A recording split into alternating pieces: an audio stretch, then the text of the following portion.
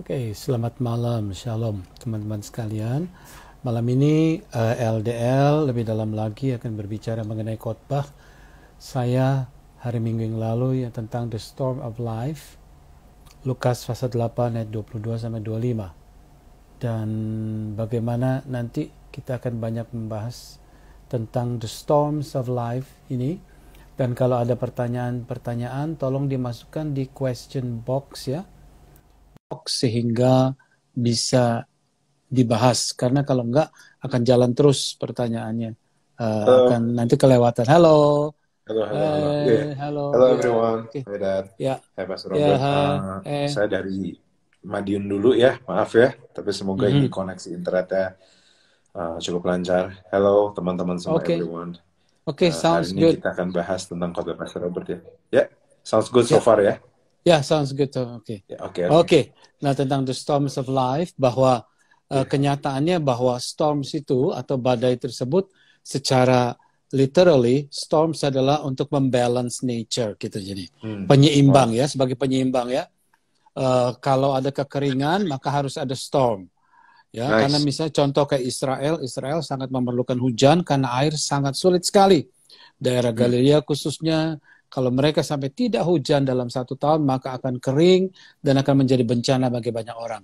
Jadi storms itu adalah membalance dari nature. Oke.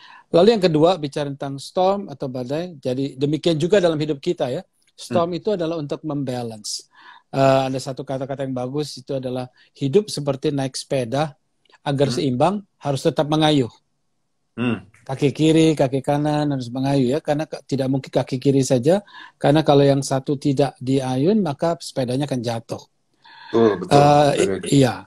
Jadi kita tidak bisa, kita harus terus semangat walaupun lagi ada masalah, tapi semangat terus bekerja, terus melayani, dan terus melakukan apa yang kita lakukan.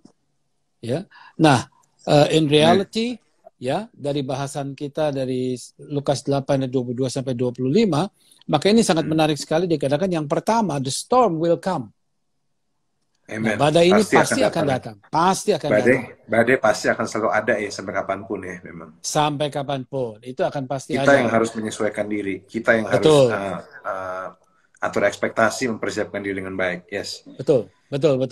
Jadi memang badai itu akan pasti datang dan kita yang harus mempersiapkan diri. Nah, badai itu yang pertama adalah untuk mengoreksi kita.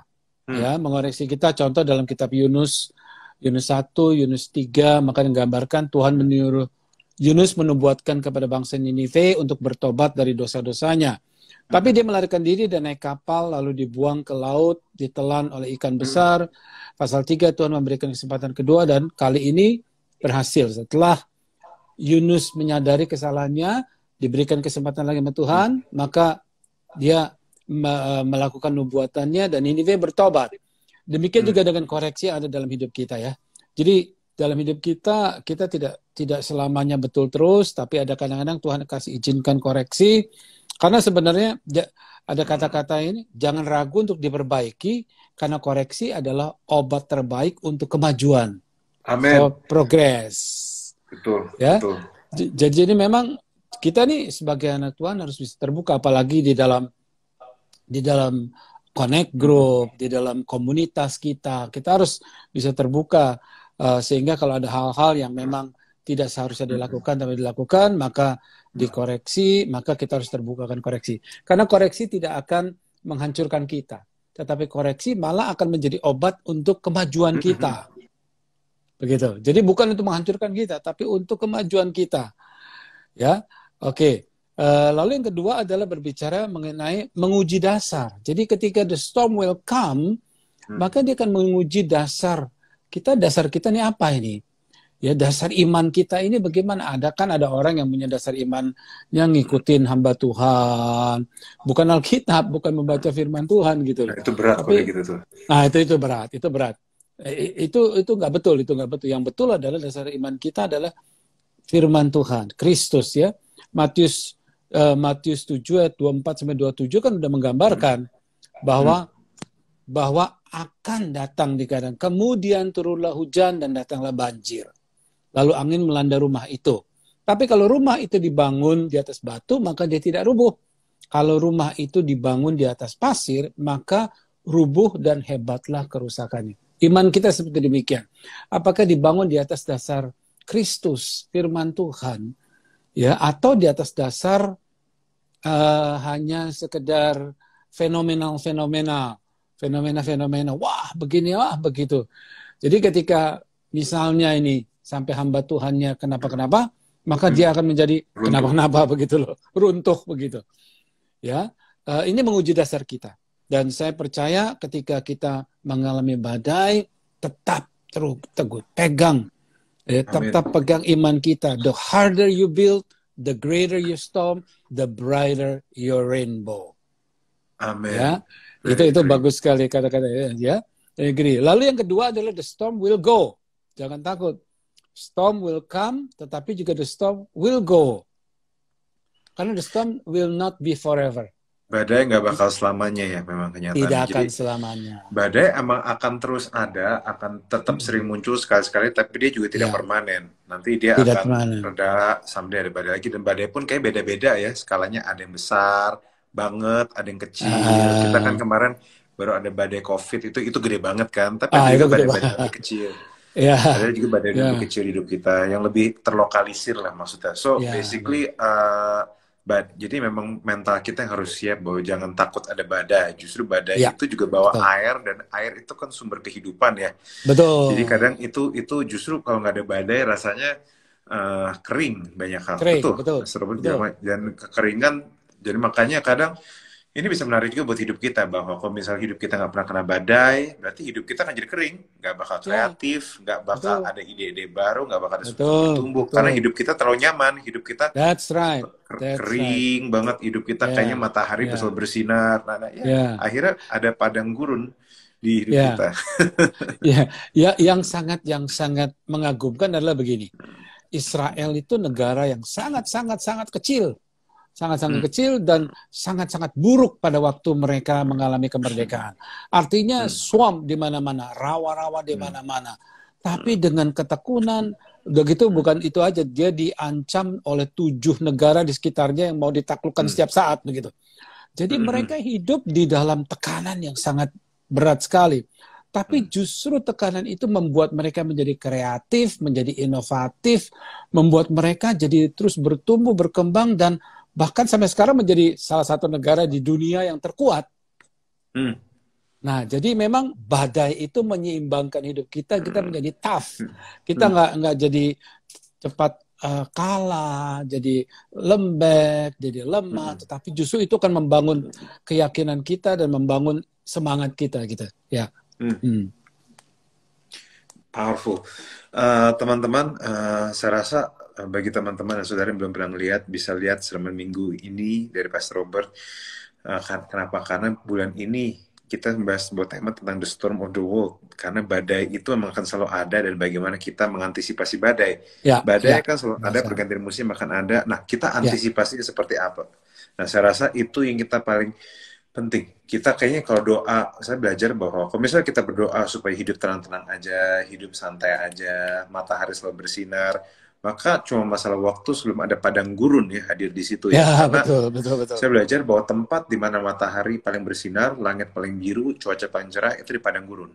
Dan padang gurun itu masa kita mau punya padang gurun sih. Nah, kadang hujan itu, badai itu punya dampak yang sangat powerful. Asal kita bisa punya perspektif yang tepat ya. Great, awesome. Betul. Teman-teman jangan lupa kalau ingin bertanya, silahkan bertanya di bisa question kirim box. Ya, di question box. Mungkin tentang cara kamu hidup badai dan bagaimana kamu melihat badai dalam kehidupan gitu. Karena ini harusnya akan sangat membantu. Oke, Mr. Robert mungkin bisa tambahin lagi. Kemarin ada satu cerita yang menarik tentang kesaksian pada waktu ada your friend yang di LA, nggak salah, yang tadi dari jatuh banget. Itu bisa dielaborasi nggak ceritanya? Oke. Ini pengusaha ini adalah kami kenal baik ya, sudah lama. Karena saya dulu baptis dia. Dan dia cerita bagaimana dia kehilangan rumah dan hartanya 10 tahun yang lalu. Pada waktu itu terjadi beberapa tahun yang lalu ya. Udah cukup lama waktu itu. 10 tahun sebelumnya kita udah kira-kira 20 tahunan lebih lah kenal dengan dia ya. Dia mampir waktu saya lagi di LA, dia mampir minta datang ke rumahnya, dan rumahnya di satu daerah yang sangat bagus sekali.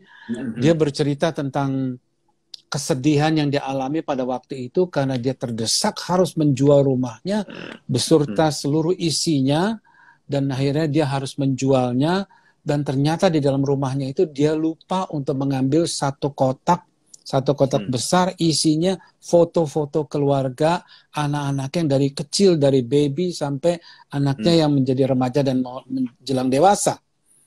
Itu yang dia sedihkan karena dia mencari-cari.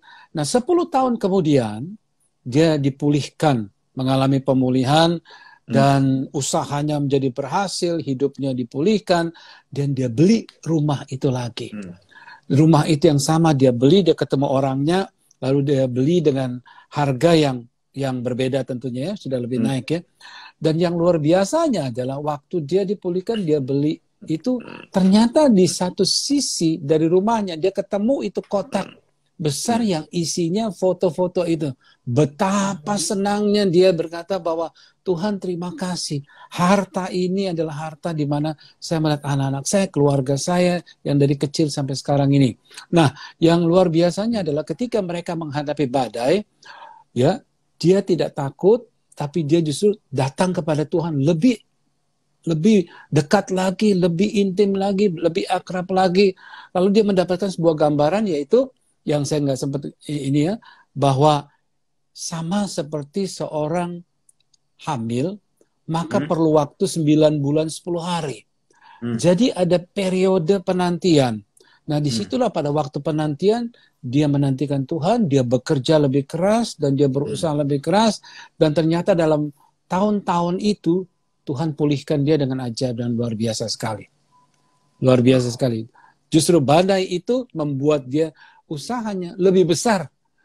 Ya, lebih besar pada waktu setelah dia bisa membeli rumah itu kembali daripada sebelumnya. God is good. Ya. Jadi memang kenyataannya bahkan di dalam badai pun ada orang-orang yang bisa ambil keuntungan dari situ ya. Ya, betul. Jadi badai tidak akan selalu menghancurkan asal kita punya perspektif yang benar. Nah, teman-teman, saya belajar bahwa misalnya kita semua punya badai masing-masing. Saya mungkin badai keuangan, bisa badai keluarga, bisa badai hubungan, badai COVID yang sekarang.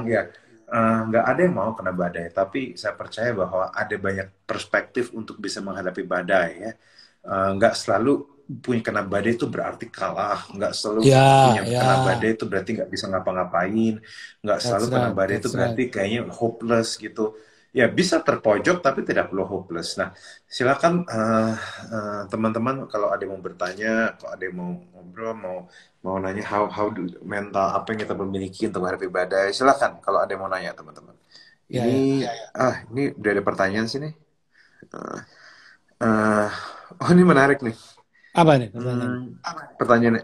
Ada nggak sih badai gini-gini aja, hidup gak ada rasa, flat aja, hidup slow motion, gimana Pastor? Ini pertanyaan bagus.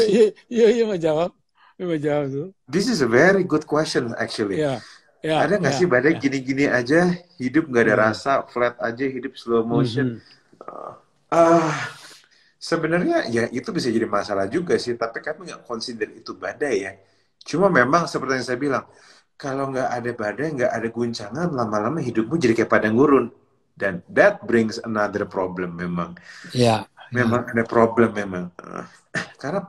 Karena padang gurun itu, orang kan mimpinya kan semua hidup baik-baik aja ya. Nah kalau baik-baik aja jadi padang gurun tuh. Ya mungkin hidupmu baik-baik saja. Jadi ya satu sisi memang bersyukur ya. Tapi juga mungkin sudah saatnya ada hal-hal yang kita harus ambil langkah iman, ada hal-hal yang mungkin kalau misalnya kita sudah harus ambil langkah iman, terus kalau misalnya kita benar-benar pengen ada sesuatu yang baru dari Tuhan, ya masuklah melayani, bisa betul. Lakukan sesuatu yang berbeda, karena siapa tahu bahwa Tuhan juga mau ajak kita ke dalam pengalaman yang baru, pertolongan yang baru. Saya percaya Tuhan adalah Tuhan yang selalu punya pertolongan baru. Tuhan selalu punya cara-cara menyertai yang berbeda. Nah, mungkin udah saatnya kita mencoba sesuatu yang baru. Oke. Sama seperti laut laut mati ya. Laut mati kan dia tenang aja laut, tidak ada gelombang sama sekali. Itu laut yang paling tenang sekali dan dia itu selalu menerima. Dia nggak pernah keluar. Nggak pernah keluar. Dia nerima air dari Sungai That's Yordan, good. dia terima. Jadi tenang sekali. Kita kalau ada di laut mati itu Dead Sea itu sampai berenang aja bisa naik itu karena kadar garamnya begitu tinggi. Ya, tetapi itu air laut yang hanya menerima dan tidak keluar. Mungkin perlu keluar gitu sedikit sekali ya. Perlu mengeluarkan, perlu bergerak keluar, perlu ini sehingga ada tantangan, ada challenge. Nah, dan saya kira kalau ada challenge, ada tantangan, pelayanan lah. Nanti ketemu orang-orang yang kamu konseling dong ini begini. Ya. Ketemu orang-orang itu demikian. Nanti hidup kalau udah melayani pasti hidupnya akan penuh tantangan kok, tenang aja. Penuh tantangan ya. Jadi ya. Oke, ada lagi kalau yang pengen tanya, silakan. Ya. Saya rasa ini momen-momen yang baik untuk kita bisa tanya lagi. Nah, tapi memang storms itu memang ada ya orang-orang memang tidak bisa nggak bisa ngelihat badai gitu. Ada orang-orang tidak bisa meresponi badai dengan baik ya. Pasti ada tuh maksudnya kayak. Nah kalau udah gitu gimana ya? Kalau orang-orang tidak bisa meresponi badai dengan baik gitu. Ada orang-orang kayak gitu sih ya. Nah, disinilah muncul kata connect group, komunitas. Karena di situ ketika seseorang mengalami badai, lalu kemudian ada teman-teman sekitarnya yang peduli, karena dia tidak bisa meresponi dengan baik ketika ini, lalu ada teman-teman yang peduli dan lalu mulai mendoakan, lalu mulai menanyakan, kenapa kok murung, kenapa kok diam aja, kenapa. Nah, itu adalah community yang saudara-saudara yang teman-teman perlukan. Itulah. Nice. Nah, kita di New Wine International Church di NWI, kita punya keluarga yang sangat peduli satu sama lain, mendoakan. Bukan berarti kita mendoakan, mendukung, mensupport, gitu, sehingga kita menjadi sebuah keluarga rohani ya, yang baik ya, oke ya, gitu ya. Iya, dan itu memang tapi kita juga di dalam komunitas juga kita juga harus belajar untuk menerima orang ya, bukan cuma belajar menerima aja ya, karena kita nggak sempurna, orang lain juga nggak sempurna. Maksudnya kita juga perlu belajar terbuka sama hal-hal yang seperti itu. Ya, paling kayak gitu-gitu. Nah, justru di masa kita dilatih untuk bisa menghadapi badai, maksudnya ya, saya percaya bahwa kalau orang nggak punya badai di hidupnya, dia harus masuk ke gereja sih. Dan ketika hidupnya akan penuh badai. Apalagi melayani. Iya, melayani. Nah, kalau orang melayani. Gimana? Ini ada ini. Tolong kalau ada pertanyaan ya teman-teman dimasukkan di question box ya. Soalnya ini udah kelewatan nih. Tadi ada di atas tuh. Nggak tahu ada pertanyaan itu. Ya mungkin poin terakhir ya tentang badai itu kan the storm will come, the storm will go. Dan yang ketiga ini adalah the storm is God's plan. Nah, ini adalah rencana Tuhan karena memang jelas-jelas sekali di dalam pembacaan ayat kita nih tadi di dalam kitab Lukas 8 ayat 22 sampai 25 dikatakan bahwa pada suatu hari Yesus naik ke dalam perahu bersama-sama dengan muridnya dan ia berkata, "Marilah kita bertolak ke seberang danau." Jadi menyeberangi itu adalah idenya Tuhan Yesus. Jadi ide Tuhan Yesus itu adalah membawa murid-muridnya untuk mengalami badai. Jadi Tuhan menyerahnya. Nah, dalam hidup kita harus bisa mengerti bahwa badai itu tidak mematikan. Selama kita bergantung kepada Tuhan, badai itu tidak mematikan. Nice. Ya, jadi seperti begini, ada kata-kata yang bagus. God's plan is like a movie.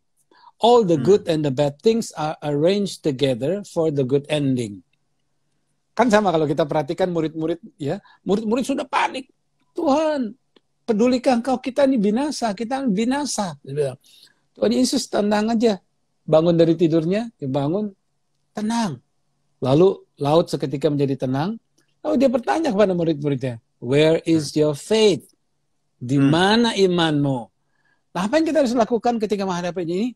Jaga iman kita. Jangan kita menjadi. Ya.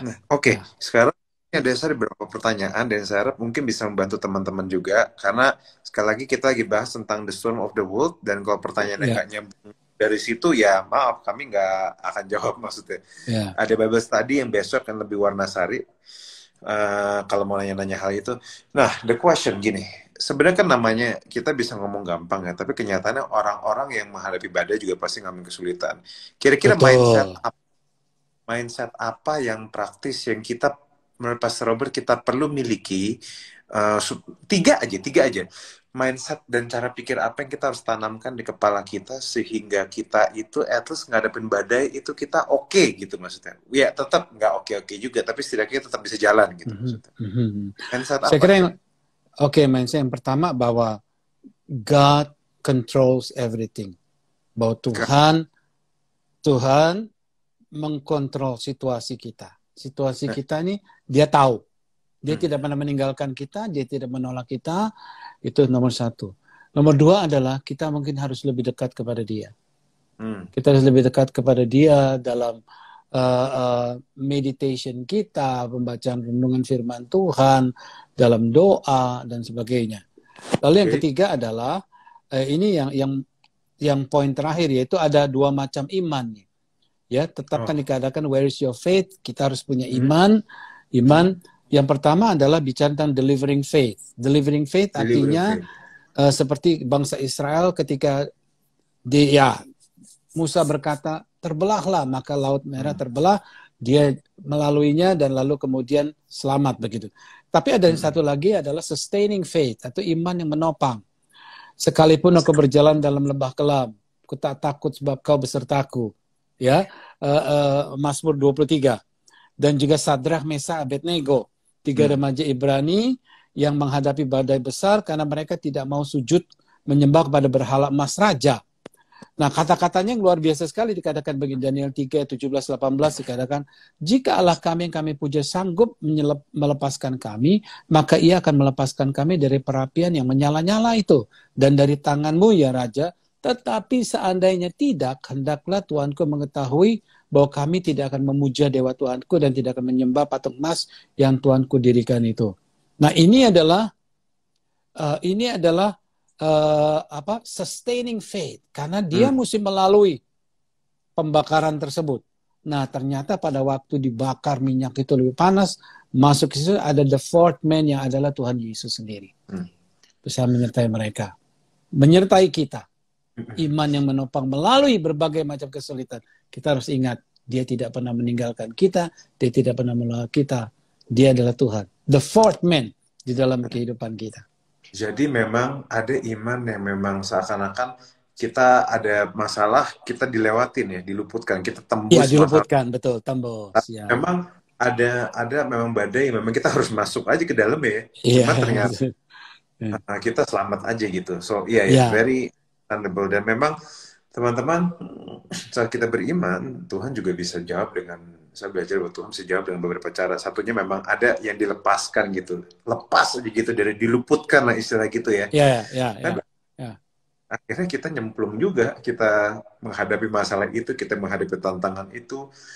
Dan tapi ternyata kita bisa survive dengan baik. Maksudnya ya saya rasa itu kita mengucap syukur ya dengan hal-hal seperti itu.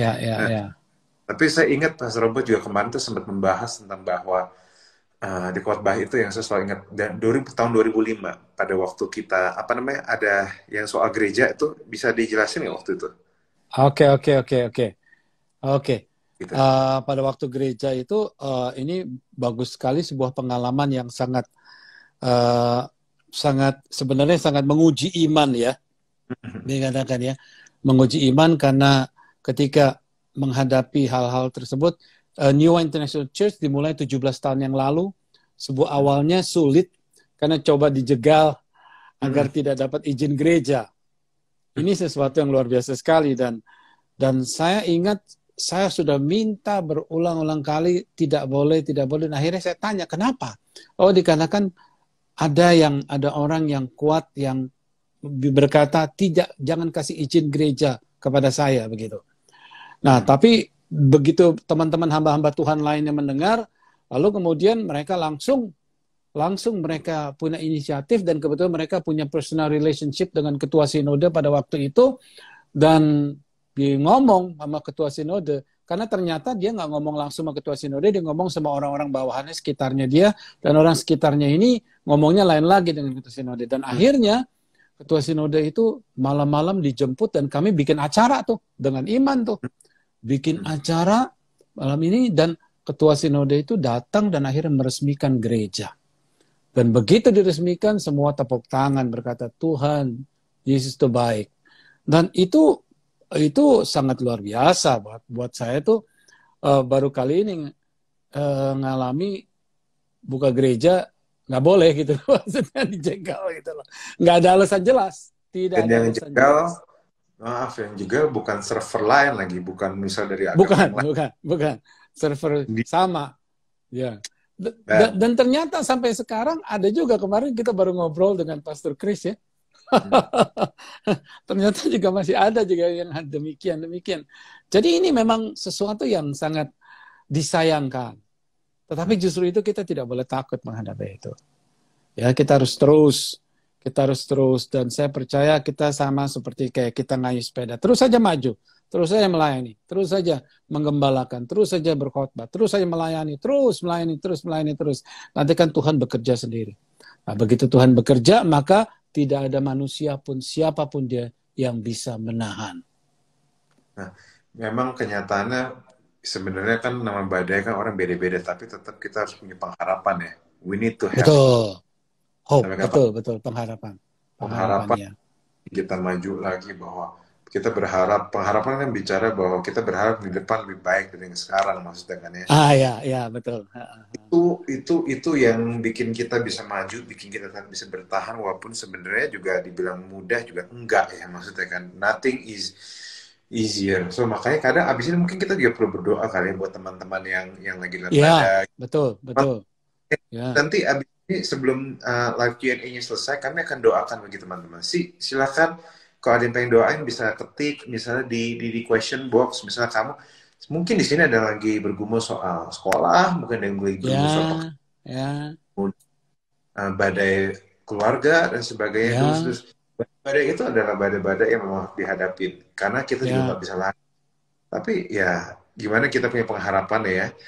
So iya, karena saya ngerasa bahwa di dalam kehidupan memang harus dihadapin aja sih. Oke. Teman-teman kan ada yang mau bertanya, kalau ada yang mau cek di question box, you are more than able to ask questions. Soalnya kalau nggak ada pertanyaannya, mau kita selesai lebih cepat nih. Betul. Iya. Silakan. Karena terus terang ya, terakhir ini sidang skripsi itu akan biar lancar. Sejak pandemi 2 tahun ini begitu banyak badai sebenarnya. Banyak badai sekali. Artinya orang yang kehilangan pekerjaan, yang sampai hari ini belum dapat pekerjaan, dan di beberapa daerah di Indonesia tiba-tiba angka perceraian meningkat karena memang suaminya nggak kerja lagi, dan mereka antri untuk mau minta bercerai dan sebagainya. Jadi badai itu tidak sangat berat gitu buat beberapa orang ya. Dan saya berharap bahwa untuk kita semua yang mempunyai masalah-masalah, persoalan-persoalan, mari tulis di question box, nanti kita akan doakan secara spesifik. Apakah ada sakit penyakit dan sebagainya. Ya, kadang-kadang kita harus selalu melalui hal-hal seperti ini. Ya.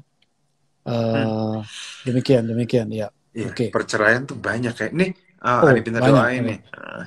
Doakan saya supaya saya punya iman teguh dalam setiap badai kehidupan. Oke, kami akan doakan. Dan ada yang tadi skripsi ya. Oke, silakan kalau mau doain juga bisa doain di question box gitu. Ya, betul. Dan kalau masih ada yang mau bertanya yang ada hubungannya, ya silakan. Silakan. Karena ini sebenarnya ini sangat menarik sekali ketika kita membahas tentang salah satu yang kita bicara tadi sudah sempat disinggung adalah mengenai bagaimana peranan daripada connect group atau community di sekitar kita itu yang membantu di dalam kita menghadapi badai, itu peranannya sangat penting sekali. Ya, Karena itu saya hubungan itu ingin penting sekali. hubungan itu sangat penting sekali. Jadi saya ingin menyarankan untuk teman-teman yang malam ini kebetulan mendengar, kalau Anda belum mempunyai komunitas, ayo bergabung di komunitas, karena di situ komunitas itu, tapi jangan komunitas yang toksik ya, komunitas yang sehat ini.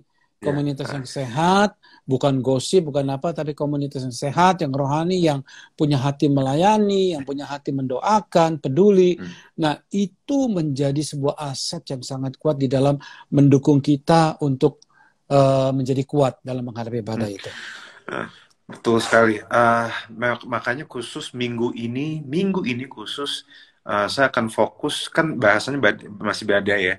Saya akan fokus khusus dalam bagaimana kita memaintain atau memiliki hubungan-hubungan yang sehat pada waktu dalam badai. Karena hubungan-hubungan sehat itu justru akan pengaruhnya justru penting sekali. Kita perlu punya hubungan sama orang yang selevel sama kita, dalam arti orang-orang yang mungkin setara dengan kita, biar kita bisa saling berbagi, saling menguatkan. Kita juga perlu punya hubungan dengan orang-orang lebih senior dari kita. Siapa tahu mereka udah pernah lewatin badai yang lebih tinggi kita bisa belajar dari mereka. Kita juga butuh punya hubungan dengan orang lebih junior, lebih muda dibanding kita, karena siapa tahu pengalaman-pengalaman kita bisa kita pakai untuk bantu dia untuk dia maju. Yang terakhir, kita perlu punya hubungan yang sehat dengan diri kita sendiri. Kita perlu tahu strength point kita perlu tahu kelebihan kekurangan kita di saat badai, dan juga kita lebih dari perlu punya hubungan dengan Tuhan. Mungkin saya akan bahas di daerah-daerah situ. 5 itu yang akan saya bahas di yang terakhir-terakhir ini. Nah, jadi teman-teman ini sangat menarik. Jangan lupa tune in jam 10 pagi hari Minggu di NWI Church ya, di YouTube ya, saudara ya. Jadi ini akan menarik sekali. Ya, saya akan share 5 hubungan. 5 hubungan ini yang akan membantu teman-teman untuk bisa bertahan dalam kehidupan. Dan saya akan bahas detail tentang bagaimana kamu memang perlu memiliki ini. Karena di masa badai, apalagi di masa badai yang dimana kamu nggak tahu apa-apa, kamu butuh 5 hubungan ini. Oke, ini udah pertanyaan, doanya sudah. Ini ada rencana menikah waktu dekat, sudah siap-siap dari segi keuangan, rumah, dan lain-lain, tapi kendala dari orang tua yang kurang setuju, mama, tapi sulit diajak bicara. Ya kita doakan itu. Oke. Ini apa namanya? Ini ada satu pertanyaan lagi nih. Bisa dicek. Sering saya bertanya belakangan, salah saya apa Bapak? Kenapa kerjaan saya sepi saat saya total percayakan semua berkat pekerjaan dan kesehatan saya di tangan Tuhan? Wow, we have to pray to Him. Oke. Kalau saya sih ngerasanya gini, kalau saya secara personal gini, memang ada momennya zona badai ya, memang. Tapi kadang ada waktunya juga. Kalau pakai istilah saya percaya setiap manusia pun suka ada momen di mana Tuhan lagi beracara di hidup dia. Sedang beracara, sedang membongkar sesuatu di hidup dia. Saya ingat bahwa kalau misalnya gini, di mall itu kalau misalnya kita lagi jalan dan sebagainya, saya menemukan bahwa kadang ada waktunya di mall itu ada bagian-bagian yang ditutup, dan ditulis mohon maaf ada pekerjaan ya. Atau mungkin di jalan lah. Di jalan kadang kita ngelihat bahwa mohon maaf ada pekerjaan, dan itu sebenarnya mengganggu memang, dan sebenarnya jalan juga nggak salah-salah banget, cuma maksudnya kadang di hidup kita memang Tuhan itu akan izinkan ada zona-zona pembongkaran juga, ada zona-zona yang kita Tuhan sedang ngerjain hidup kita, dan saya rasa mungkin bentuk kebaikan, dan saya rasa itu nggak selalu juga salah kita, nggak selalu karena salah kehidupan, mungkin kita sudah kerjakan yang terbaik, tapi memang lagi dibongkar aja. Dan saya rasa, tapi yang saya pelajari gini, setiap jalanan habis dibongkar, setiap ada bagian rumah yang habis dibongkar, biasanya habis itu jadi makin baik. Jadi bagi saya, kalaupun siapapun di posisi itu, saat lagi Tuhan izinkan bongkar, kalau misalnya kita misalnya udah cek nggak ada dosa, kita nggak ada bikin salah, kita tetap memberi, tetap yang terbaik, ya berarti Tuhan sedang beracara aja. Dan di dalam zona ketidaknyamanan dan pembongkaran itu, setelah pembongkaran selesai, I think kita bisa jadi lebih baik. Sama kayak mall, habis diberesin, habis jalanan, habis diberesin, habis diaspal, jadi lebih baik. Ya, saya percaya bahwa Tuhan juga bisa buat kita lebih baik. Itu sih yang saya percaya sih. Jadi apa yang harus dilakukan selama dalam masa-masa seperti ini? Saya percaya tetap aja, kalau seorang penulis buku, tetap aja dia menulis buku. Seorang yang pelayan Tuhan, tetap aja melayani. Tetap. Orang yang bekerja tetap aja bekerja. Tetap lakukan terbaik. Tetap aja. Lakukan yang terbaik. Tetap. Tetap. Jadi jangan, Dan jangan patah semangat. Tetap. Misalnya dia seorang mendesain ya, dia desain, tetap aja mendesain. Terus melakukan. Dan saya percaya bahwa one of this day itu akan diperhitungkan Tuhan, dan kita tahu kalau masanya sudah selesai. Karena kita bicara masa nih, kita bicara proses kan. Renovasi kan juga ada prosesnya toh. Oh iya, ya, ada batas waktunya juga kok. Iya, ada batas waktu. Kayak kita udah mau kencing nih, udah mau kencing, ternyata WC-nya lagi direnovasi. Kita harus naik ke lantai yang, ya itu kan. Tapi begitu selesai renovasi, lebih bagus lagi karena diganti ininya dan sebagainya. Ya. So, saya percaya sih itu. Kalau Tuhan juga nggak bikin cari gara-gara sama anaknya apalagi kalau anaknya dilakukan yang terbaik lah. Saya berani yakin bahwa itu sebenarnya masa-masa lagi pembongkaran aja sih. That's right. It will get better kok. It will get better. Udah itu aja deh. Ya, oke. Ini yang didoain banyak lah. Maybe banyak, you can. Wah ini. Yaudah kita doain aja deh satu-satu. Gak apa-apa deh. Satu-satu ya. Since kalau misalnya nggak apa-apa kalau misalnya kita hari selesai lebih cepat juga nggak apa-apa. Ini yang didoain banyak nih. Let's go. You can pray for it. Let's go ya. I'll pray for that ya. Ya, kita sama Bapa dalam surga, kami membawa saudara kami Chris Novi untuk agar tetap setia kepada Tuhan di tengah badai financial di keluarga. Tuhan, kami berdoa agar diberikan kekuatan, diberikan iman ya, agar dia tetap bisa melalui sustaining faith Tuhan, agar dia bisa terus di tengah perjuangan pergumulan ini dia akan tetap percaya kepada Tuhan dan menjaga imannya di hadapan Tuhan, dan dia terus melakukan apa yang harus dia lakukan. Demikian juga ya tentang pekerjaan yang sepi, total mempercayai semua berkat pekerjaan dan kesehatan di tangan Tuhan. Kami berdoa untuk hamba-Mu Tuhan, untuk anak-Mu Tuhan. Kami berdoa berikan terus kekuatan untuk resilient Tuhan, agar mereka bertahan, agar mereka mempunyai perseverance, ya, agar terus tekun melakukan, melakukan apa yang dia kerjakan selama ini, dia terus lakukan. Dan kami berdoa Tuhan, biarlah proses renovasi ini, proses perbaikan ini akan berjalan sesuai dengan rencana-Mu dan selesai di dalam waktu dan rencana-Mu Tuhan, sehingga anak-Mu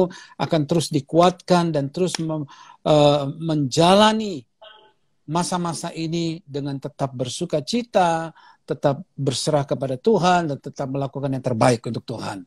Kami berdoa juga Tuhan untuk Eka Risma Pri, berdoa yang lingkungan pekerjaan yang toksik Tuhan.